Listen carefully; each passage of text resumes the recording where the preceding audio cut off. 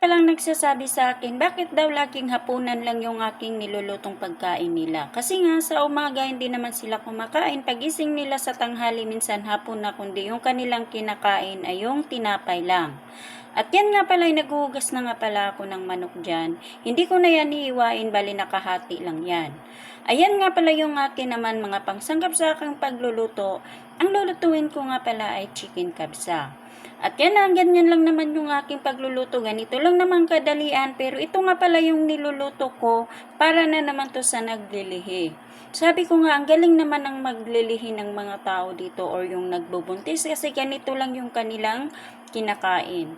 Meron yan sibuyas, basta lahat ng aking mga ginagayat dyan, nandyan lahat. Pero hindi sila nasusuka. Parang tuwang-tuwa pa sila sa mga ganitong pagkain. Kaya nga doon ko nalaman na bakit ganito yung madalas pinapaluto sa akin. Sinabi nga may buntis daw. Hindi pa ako naniniwala kasi nga dito, minsan nalalaman mo nanganganak na kasi nga sobrang lalaki talaga ng mga babae dito. Ayan nga pala, tapos na nga yan sa pagpapakulo ng kalahating oras. At yan naman ay lalagay ko na rin yung kanin. Ang gagawin ko nga pala dyan ay iuubing ko na naman. Bali nga pala ay mantika lang yan at syempre lalagyan ko lang siya ng kaunting tomato paste or yung hindi nga pala yan mantika. Yung ginagamit ko nga pala ay olive oil. Pero pwede naman mantika at saka mo siya lalagyan siya ng tomato paste or kahit ano. Ayan na nga yung kanin ay naluluto na.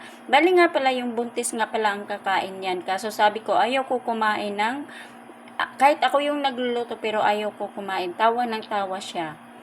Kaya yun lang, sila lang yung kumakain yan. Hindi ako kumuha. Okay lang naman kahit di ako kumuha kasi meron naman akong pagkain.